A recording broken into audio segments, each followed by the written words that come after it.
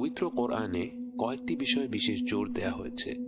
কয়েক পৃষ্ঠা পরপরই সেই কথাগুলো আমাদের মনে করিয়ে দেয়া হয়েছে। এর মধ্যে একটি বিষয় হচ্ছে কিয়ামতের দিবস। কোরআন পড়লে আমাদের মনে প্রশ্ন জাগতে পারে, আল্লাহ এত ঘন ঘন এই দিনটির কথা কেন বলেছেন? সেই প্রশ্নের উত্তর পেয়ে যাই নিজেদের দিকে তাকালেই। যেই দিনটি হবে মানব জাতির জন্য সবচেয়ে কঠিন দিন, যেদিন ক্ষুদ্রতম বিষয়গুলো মেপে দেখা হবে, ফয়সালা করা হবে, সে দিনটি নিয়ে আমরা কতটুকুই ভাবার সময় পাই। বাস্তবতা হচ্ছে আমরা শেষ জমানায় বাস করছি। কিয়ামত ঘনিয়ে আসছে।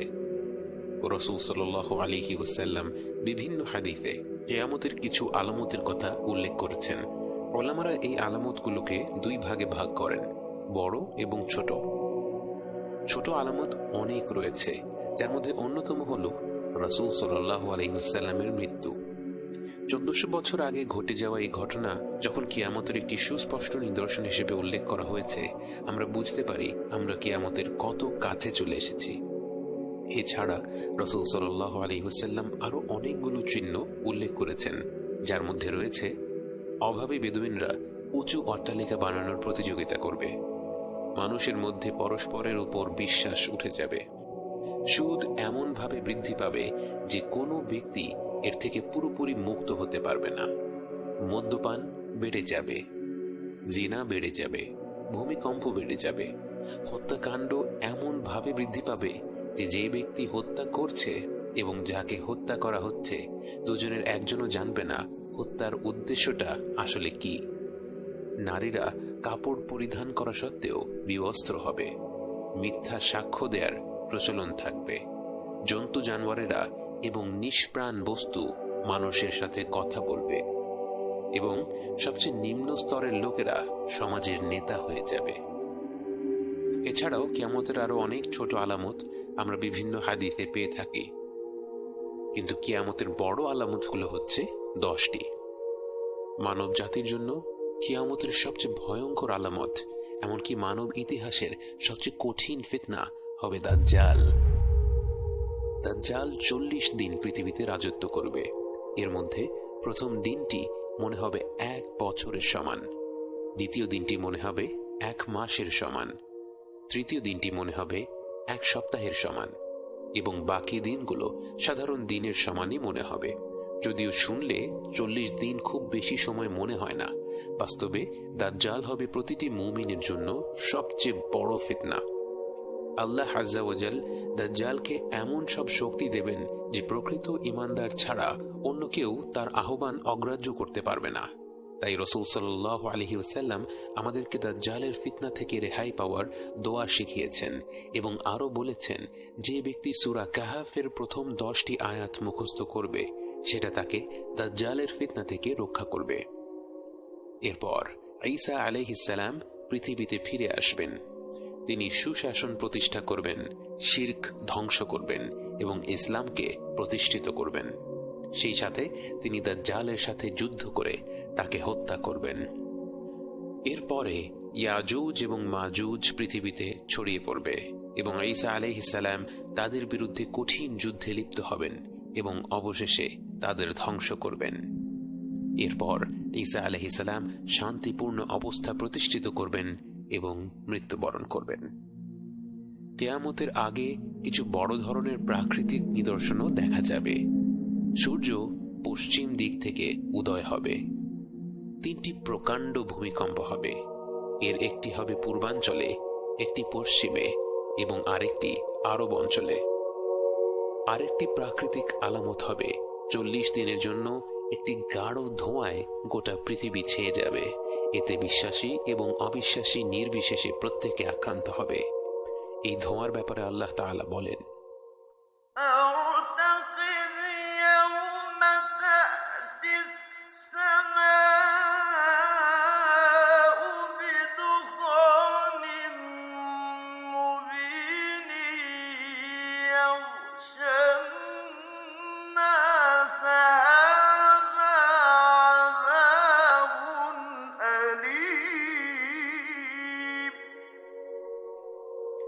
আরেকটি বড় নিদর্শন হল দাব্বাতুল আরদ বা দানবের আগমন, এবং সেই দানব মাটি থেকে উঠে আসবে। তাকে আল্লাহ কথা বলার ক্ষমতা দিবেন এবং সে মুমিন এবং অবিশ্বাসীদের চিহ্নিত করে দিবে। কিয়ামতের আগের সর্বশেষ আলামত হচ্ছে ইয়েমেন অঞ্চল থেকে এক প্রকাণ্ড আগুন শুরু হবে, যা ছড়িয়ে পড়বে পৃথিবী জুড়ে। এই আগুন পৃথিবীতে অবশিষ্ট সকল মানুষকে একটি প্রান্তরে নিয়ে আসবে। এই শেষ নিদর্শনের পর আরম্ভ হবে কিয়ামত।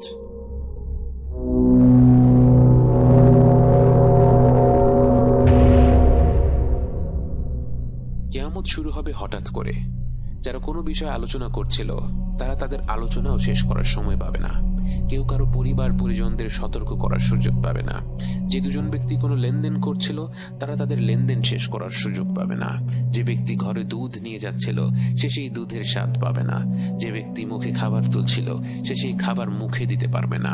হঠাৎ করেই ইসরাফিল আলাইহিসসালামের সিংহার শব্দে আরম্ভ হয়ে যাবে কিয়ামত। এই শব্দের সাথে সাথে আসমান এবং জমিনের প্রতিটি সৃষ্টি মৃত্যুবরণ করবে, শুধু আল্লাহর নির্ধারিত কয়েকজন বান্দা ব্যতীত। গোটা আকাশমণ্ডলী বিস্ফোরিত হবে, পাহাড় পর্বত ধসে পড়বে, সমুদ্রগুলো প্রজ্বলিত হবে। আমরা মহাবিশ্ব বলতে যা বুঝি তা সম্পূর্ণরূপে পরিবর্তিত হয়ে যাবে। এরপর আল্লাহ তার 4 জন অবশিষ্ট পবিত্র ফেরেশতাকে জড়ো করবেন। জিবরাইল আলাইহিসসালাম, মিকাইল আলাইহিসসালাম, ইসরাফিল আলাইহিসসালাম এবং মালাকুল মউত। আল্লাহ মালাকুল মউতকে বলবেন একে একে মিকাইল আলাইহিসসালাম, ইসরাফিল আলাইহিসসালাম এবং সবশেষে জিবরাইল আলাইহিসসালামের রূহ নিয়ে নিতে। পরিশেষে আল্লাহ মালাকুল মউতকে হুকুম করবেন মৃত্যুবরণ করার জন্য, এবং স্বয়ং মালাকুল মউত মৃত্যুবরণ করবে। কুল্লু মান আলাইহা ফান ওয়া ইয়াবকা ওয়াজহু রাব্বিকা যুল জালালি ওয়াল ইকরাম। এরপর আল্লাহ নিজেই নিজেকে প্রশ্ন করবেন, আজকে সব কর্তৃত্ব কার জন্য?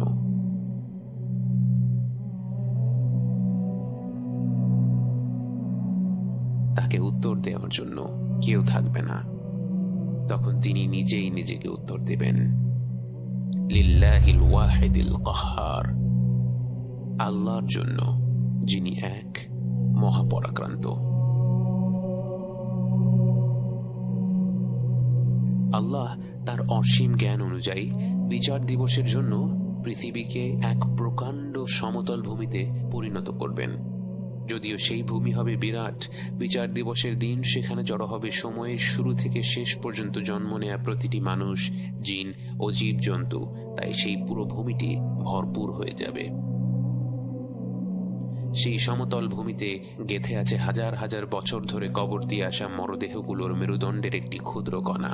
আল্লাহ সেই ভূমিতে এক বিশেষ বৃষ্টি পাঠিয়ে দেবেন। সেই বৃষ্টির পানি পেয়ে প্রাচীন সেই দেহগুলোর নিশ্চিহ্ন প্রায় অবশিষ্ট অংশ থেকে ধীরে ধীরে বেড়ে উঠবে এক নতুন দেহ। বারজাখের জীবনের ঘুমন্ত আত্মা জেগে উঠবে এই নতুন শরীরে। আবারও সিংহায় ফু দেয়া হলো, কারণ ততক্ষণে ফেরেশতাদের পুনরুজ্জীবিত করা হয়ে গেছে। আবারও এক প্রকাণ্ড শব্দে কেঁপে উঠবে নতুন এই সমতল পৃথিবী। সেই কম্পনের সাথে সাথে আপনি হাত পা ছুঁড়ে বেরিয়ে আসবেন মাটি থেকে। চোখ মুখ থেকে ধুলা মুছে আপনি চারিদিকে তাকাচ্ছেন।